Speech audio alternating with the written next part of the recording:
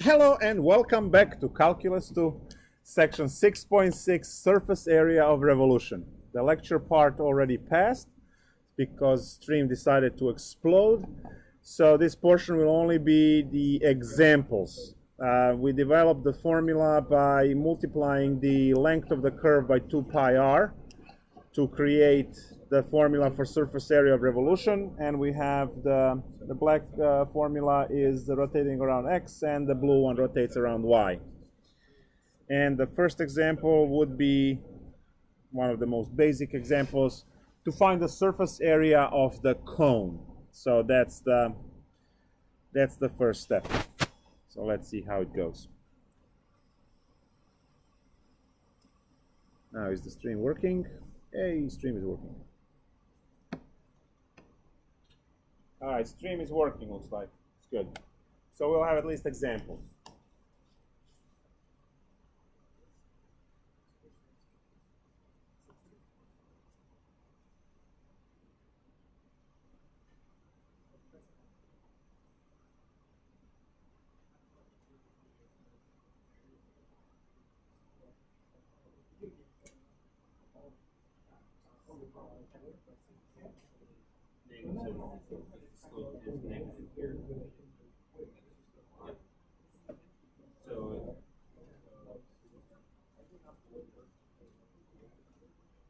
Or you can pick this point and this point. So your x is going to be 0, your y is going to be 7, and then your x is going to be 4, and your y is going to be 0.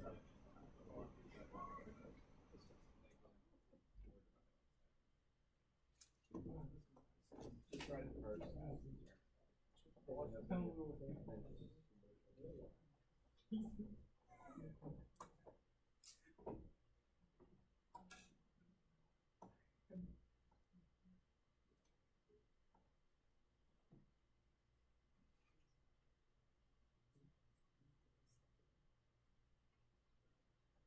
Okay, let's take a look at the introductory example, and I'll find something spicier. First, we have to get our function, right? The function is easy to write because we have the numbers, but we have to understand that we will be working on rotation on y, which tells us that we need dy. So once I create this function as f of x in terms of x, I need to flip it, right, to be in terms of y. So we start by writing the formula here that y is equal to the slope. Since the line is going down, it's 7 quarters, so negative 7 over 4x. And then we have plus 7 because the y-intercept is 7. So that's what we have for our function. And now, because I need dy, I will solve this for y. So we have y minus 7 is equal to negative 7 quarters x.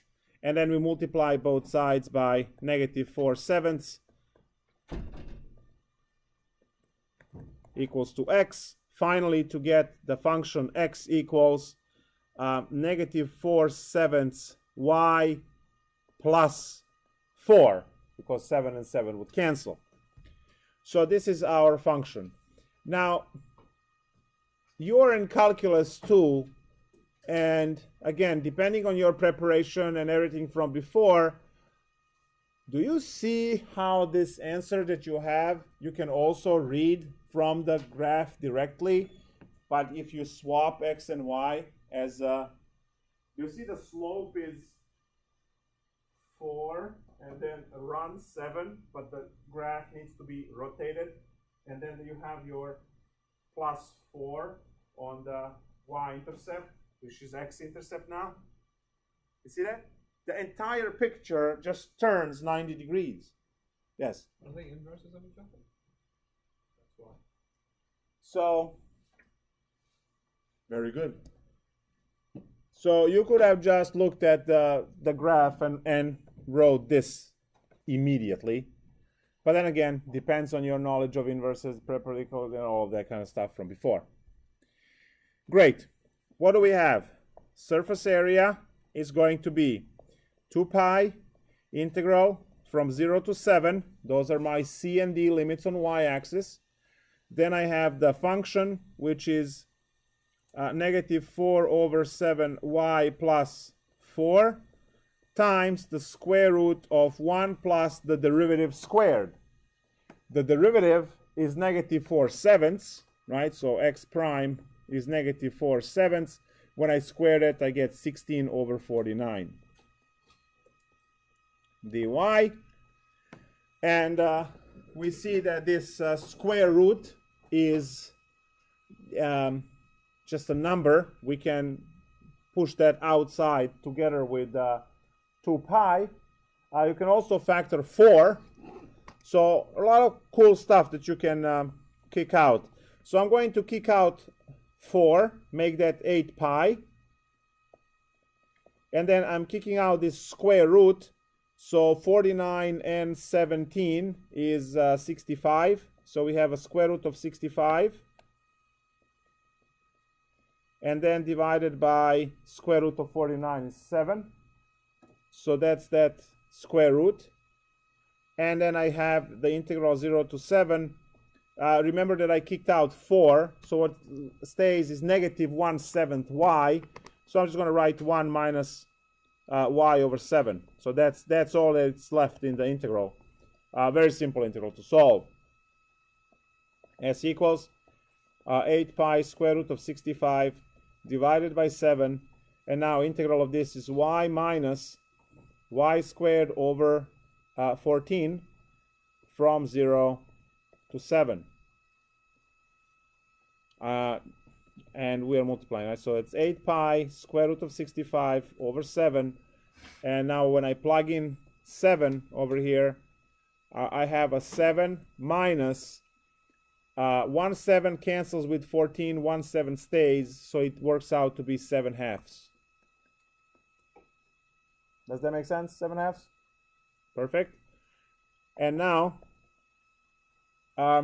7 minus 7/2 is 7/2 because you're taking a half of 7 away.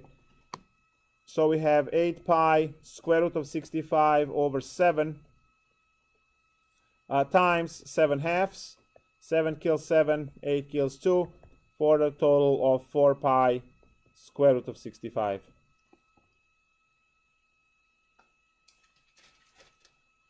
That's it.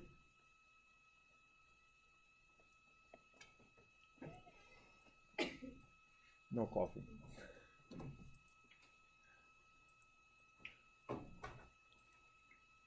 Let's see if we can find interesting example from, of course we can.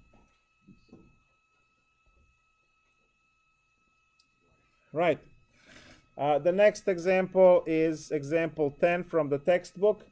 They give you the formula or the equation y equals square root of 4x plus 6. They want you to work on the interval 0 to 5. You are rotating on x-axis. Go.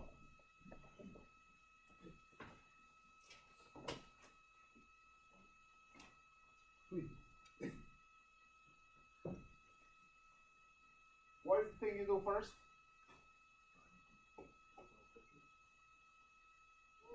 This is just a plug-in formula, so you don't really have to. But yeah, you can go to this one. What is the first thing we compute? F prime, yes. So you can square it and then just feed everything in the formula. Like this section is technically monkey sees, monkey do, because there's not too much thinking involved. You see the rotation of x, rotation of y, and just plug in formula. You don't have to do the picture.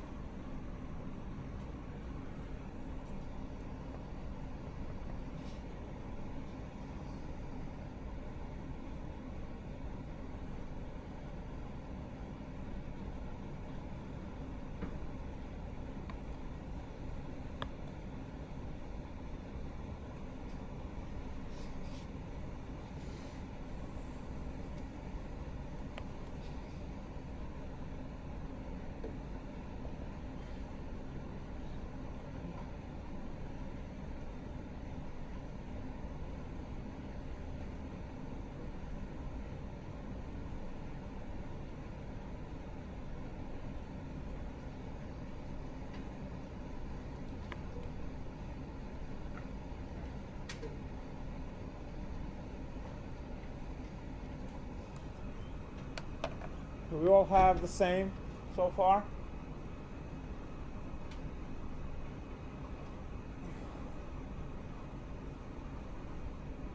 Right. Let's see how what your algebra looks like.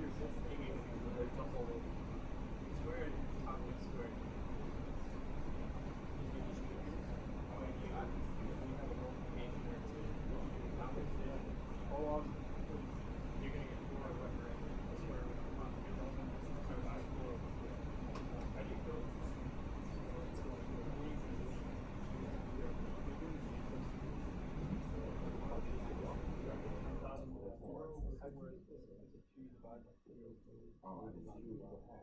I just combined this. You factor out u to the half. So half plus 1 to the half. Oh, and then 2 Divided by 3 half, and the half goes up by this. Okay, thank you. Cool.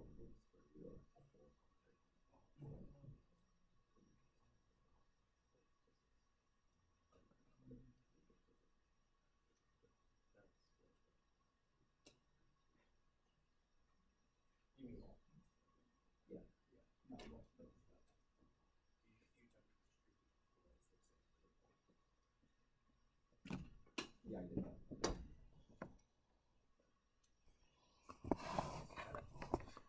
Okay, so let's see. The only thing we can do is work out algebra,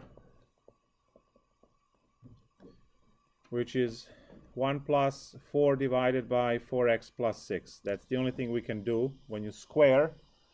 2 squared is 4, and the square root gets annihilated. So now 2 pi integral 0 to 5. Now the next step is to actually multiply the square roots, right? So if you multiply the square roots, 4x plus 6 will multiply 1, and it will give you 4x plus 6. And then 4x plus 6 would multiply into second term and cancel, you just get plus 4. So the whole thing works out to be 2 pi 0 to 5 square root of 4x plus 10 dx. Well, so when this multiplies 1, you get this. And then when this multiplies this term, it cancels and it just leaves the 4. So follow the red, follow the purple. And as you can see, it simplifies into a linear. How do we integrate? U sub. Basic U sub takes care of the problem. What's U? What's du? 4dx. Very good. So you will put times 4 and then over 4 to fix the fact that you need the 4 for dx. So we have now pi over 2 integral 4 dx is du, so square root of u du, and we change the limits. That's easier than going back, right? So 0, the lower limit becomes 10, plug in 5, upper limit becomes 30. So now when we integrate, we get u to the 3/2 divided by 3, and we'll put a half on top, which will cancel. And the limits are 10 to 30. We are going to have pi over 3 times 30 to 3/2 minus 10 to 3/2. Now that's going to give us some decimal that I don't care about, so that will be the end of the problem in my case. And this is going to get verified, as I can see.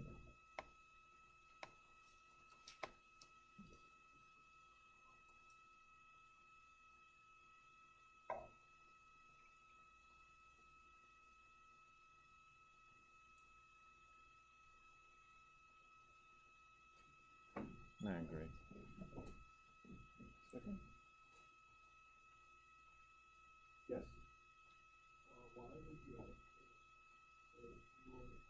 It's a 4. We need 4 dx. We only have dx. So now I have 4 dx.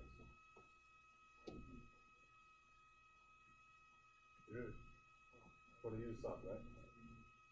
So I put the 4 and over 4 to counter it, and so on.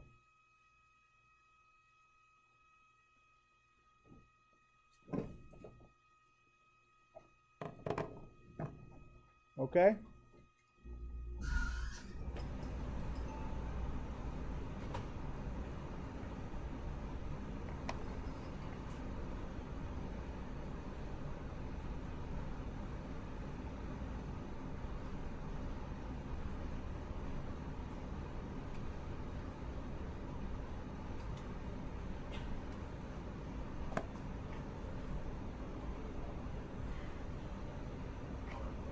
Right. Another example. You know how much you love this stuff. So one more example and the section is over, and we'll recap. What should we do? 12? Let's do 11 because I know how much you love this stuff.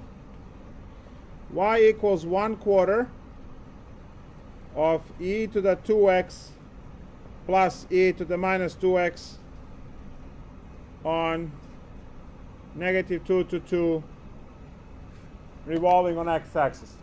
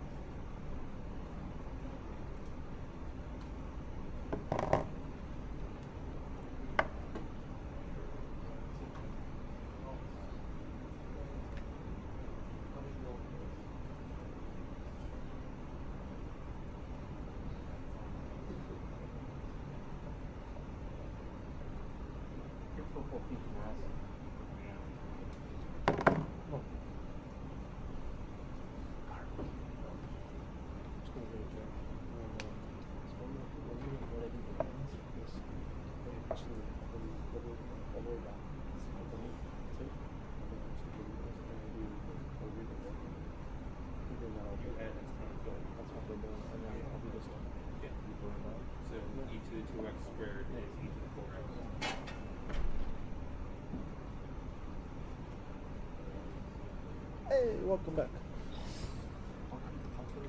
Exactly.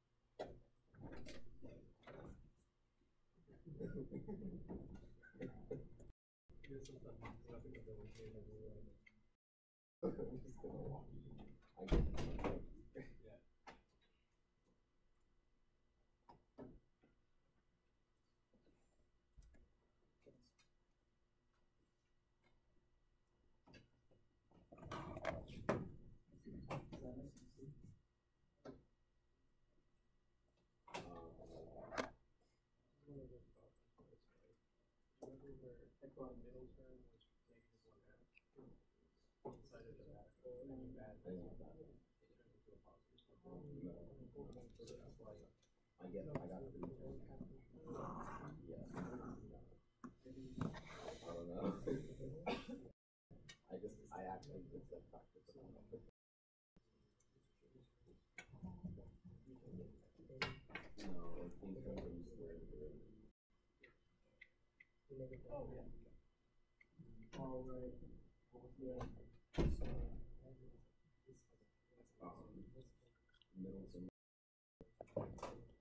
So what's the derivative here?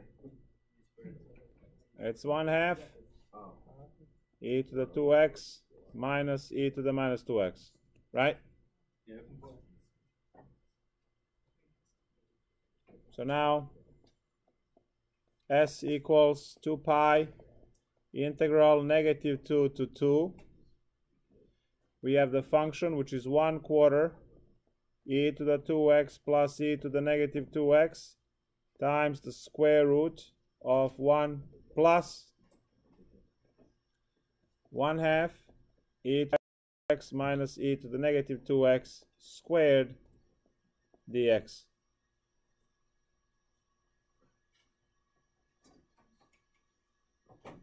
I'm just observing pain on Chris's face, but yeah, we have to do it this way now.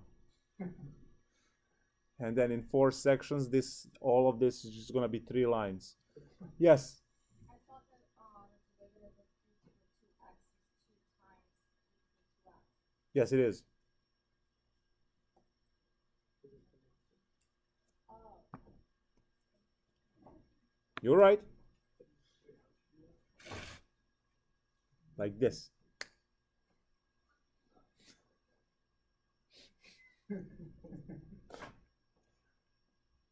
Right, so when you take these derivatives, the 2 drops out, and then I factor that 2 and cancel with a 1/4. So that's it. All right, time to do a whole bunch of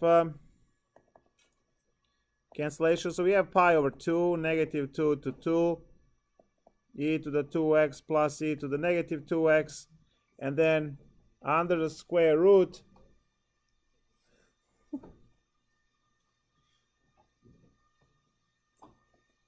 when we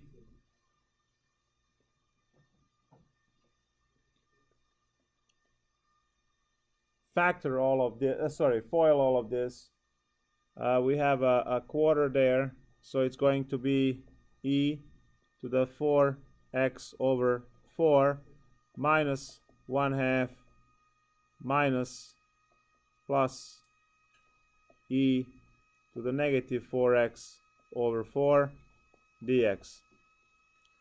Then these guys are going to add. So I have pi over 2 integral -2 to 2 e to the 2x plus e to the -2x times the square root of the same thing as before, which is e to the 2x plus e to the -2x, this time the square. And now the square root and the square go away, right? And what we are left with is the multiplication of these two. Yes? The middle term, right? When you multiply this times this, and then times a half, and then times 2.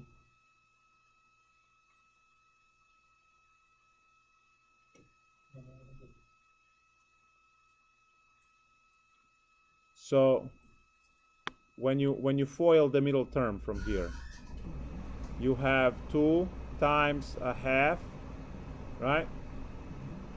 And then you have times another half, and then times e to the 2x, and then times e to the -2x. These guys multiply into 1. 1/2 cancels, and 1/2 stays, which is that half. When you FOIL it, if you work it out in the margin carefully, it will come out as a half.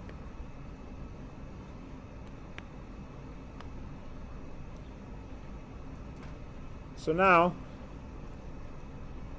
I get to kick another half outside. So pi over 4, integral negative 2 to 2. And we are left with e to the 2x plus e to the negative 2x squared, because you have two of them, multiply. And now you FOIL that. And then integrate finally. So when you FOIL this, you get e to the 4x plus 1 plus e to the negative 4x dx. And now you solve this, which is pi over 4, the e to the 4x over 4 plus x plus e to the negative 4x over negative 4 from negative 2 to 2. What happened? Isn't it 2 in the middle? Is it 2? Yeah. Because Bob, do that twice. Oh yes, twice. Yes. Very good. 2. 2x. Nice.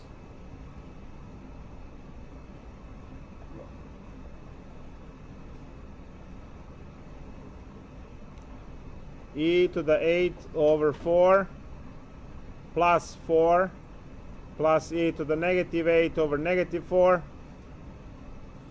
minus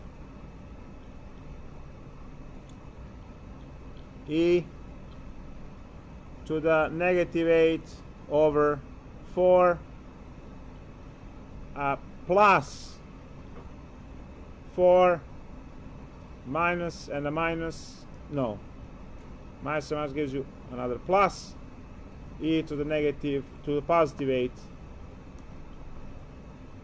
over 4, maybe.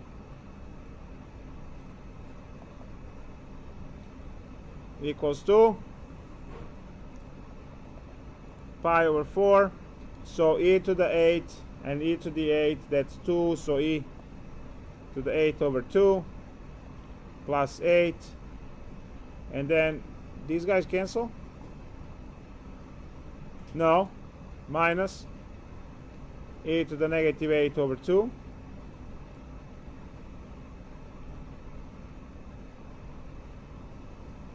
We can make it nicer by factoring out 2.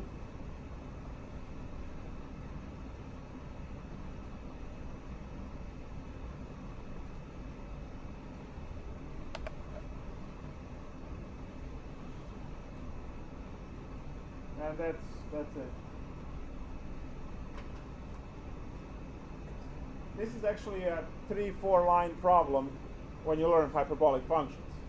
Writing all these e's now, it's a good, actually builds character, right?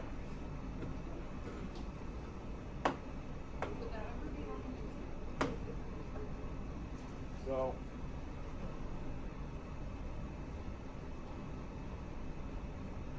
right, builds character. Yes. Back up a little. Okay.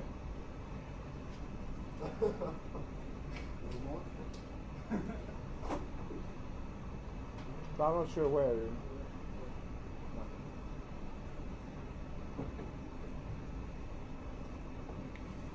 What was the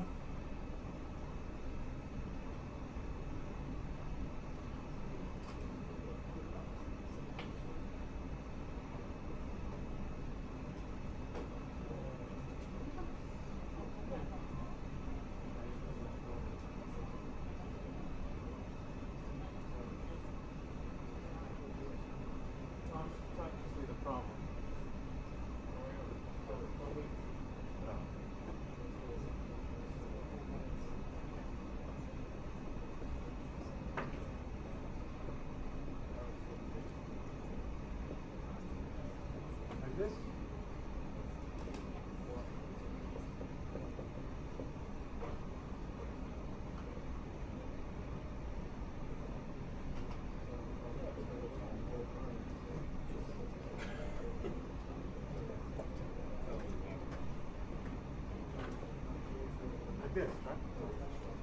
That was the line, right? Is that true?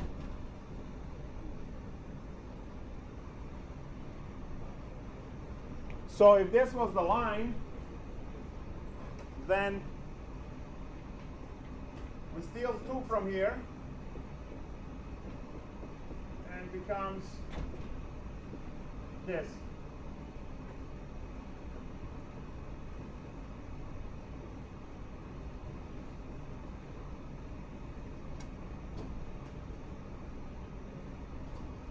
This is your 6.10. We didn't learn it yet, but once you have this, then this part over here becomes sine hyperbolic squared x under the root, and this dies, and then you do basic u sub. It's a 3-liner, 4 lines to solve the problem. This is what we have in mathematics. The more you learn, the more you synthesize, and it's easier to deal. It's interesting that when you take linear algebra class, you take entire Calculus 1, entire Calculus 2, entire Calculus 3, almost everything on differential equations, and your pretty much everything from your PreCalc 1, and you write all of that in one statement. You compress all of that stuff into one formula, and you just call that linearity. Because everything except trig, things that you do in PreCalc 2, all of it is linear mathematics. It governs, that one principle governs it all, including derivatives, limits, integrals, triple integrals. Everything is just in one equation. It compresses down, including linear equations and everything else. One equation representing it all. And there are further build-ups after that point. Whatever we did linearization. You don't remember linearization or linear algebra? Since the title, linear algebra, and then I said linear property, right? That also falls into that equation. Also, so just stuff everything in. It's one equation, everything is there. Depending on which way you wrote it, I don't know. Which form, depending on the textbook, depending on stuff, but you can write it as alpha plus beta, and then you can expand it from there. There are the linear properties of these guys that you can separate them. You have to have them independent of each other and so on. It's just, I mean, let's not go into there. But what I wanted to do now is I wanted to take everything that we did so far and just this last 5 minutes of the class, put everything we did so far in perspective. It's like a review of everything you learned from Calc 1 and Calc 2 regarding integration areas, volumes together. So what do you do first? You start with a function between a and b, and you find the area under the curve by setting up the integral a to b of f of x dx, where that dx was the representative rectangle which swipes from a to b, right, and swipes the entire area of the green. And then you learn that in Calc 1. In Calc 2, section 6.2, you did the same thing, except now it was in between two functions f and g, and you looked for the area of the green again. And what you have done, again a to b, is you said that the integral was a to b, and then you subtracted f minus g dx, and you still had that dx which swipes from left to right. So that was Calculus 1 single function, and then two functions. But then if you look at the case on the bottom, that one is more general case, because the bottom function is now g. It used to be 0. So technically, this is the boss equation, right? Because in this equation, if g is 0, it reduces to this equation. That's technically what it is. So we have a single function, and then we have two functions. Now, I'm going to draw new pictures, but for time being, let me rotate right there. You see that if I rotate right there, I'm going to get the shape, and if I rotate, which is a disk method, if I rotate here, I'm getting a washer method. You see that? So those are not new concepts out of nowhere. They are direct build-up from here. So now I had a function, and I found an area. If I rotate these functions, I immediately create disk and washer methods. If there is single function, then the object is not hollow inside. It's a solid material. That's the top case. If there is a hole inside, it's the bottom case. And you see the two functions were there.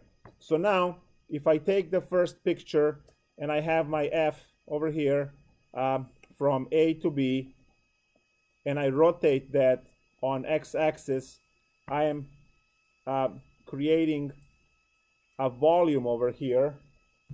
And the formula for that one would be volume is pi integral A to B, and then I just have f squared dx.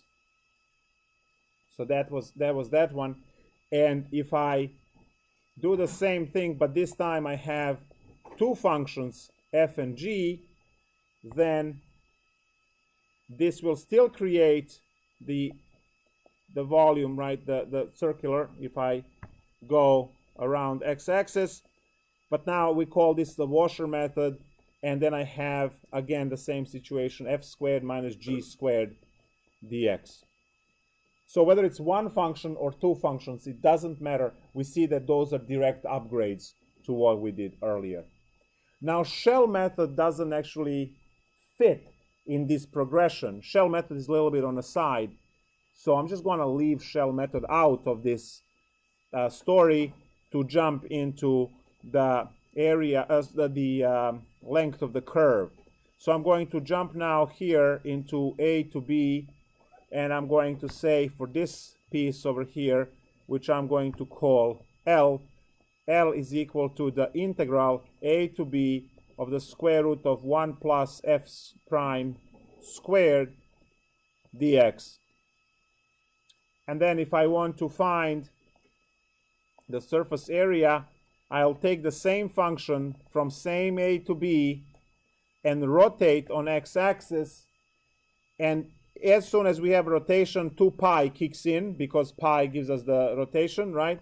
We have the radius to be the function f of x, and the length piece from before stays the same, and then dx, again A to B. So what we did now is we took the length from before and we rotated that length around to create the object, to create a surface area of revolution. So all of this, guys, is a progression from starting the basic Calc 1 idea, and then two functions upgrade, then let both of those cases rotate around x-axis to create disk and washer methods, depending whether you have one or two functions, and then take a step back, take a look at the length of the curve, and then let that length of the curve rotate.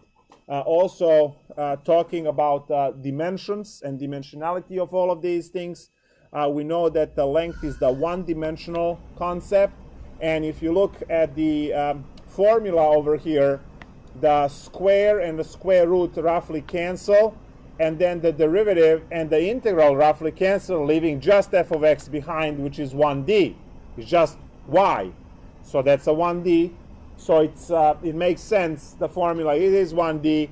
Now if you go to the bottom one, oh, this was supposed to say s here for the surface area. So the bottom equation needs to be two-dimensional equation because we are getting surface area on the left-hand side. And if you carefully consider that, you see that the square root and the square roughly cancel each other out, and the derivative and the integral cancel, leaving the function times function, which is 2D. So it makes sense. It's a 2D equation. The only thing that is left to review is the shell method, and the shell method is cutting the function f of x differently. I'm just going to draw a different shape now. So now on the x rotation, we have to use a parallel cut, which is dy, and our formula becomes the volume is equal to 2 pi integral c to d of position of y. Well, I can use the formula from the textbook if that's going to be less confusing. I don't like it, but eh. So times f of y dy. So that's the textbook formula. And then what happens is you can upgrade this into two functions rotating, again, on x-axis. And the top one is f, the bottom one is g. And when you rotate this thing, you still write 2 pi integral c to d. Again, you're still, since your rotation is on x-axis, you are using dy. So it's still this. It's still y over here, but now you have two functions. You have f minus g dy. So you see that that two function deal also creeps into shell method, and the subtraction is happening on this part here, where it used to be one function, now it's the difference of the two, right minus left. You also have two formulas for dx if the rotation is on y, which you can add to the whole deal, but I was skipping doubling up on formulas. So this is everything we covered so far. The next lecture is on physics. The following lecture is redefining your exponential and logarithmic terms in terms of calculus. And then 6.9 is going to be your pre-calculus 1 word problems revisited that have half-life and all that good stuff. That's 6.9. And then 6.10, hyperbolic functions. We learn pre-calculus and algebra part of it, and then we go into derivatives and integrals of hyperbolic functions. So those are these guys that look like trig, but they're not trig. We'll see that. So all of that stuff this week and next week. So we will be done with chapter 6 by Thursday next week. And that includes the lab time next class. So make sure you complete as much lab as you can tonight, tomorrow. Bring it to class on Thursday so you can have meaningful conversations. So, you know, with your teammates. See you all days.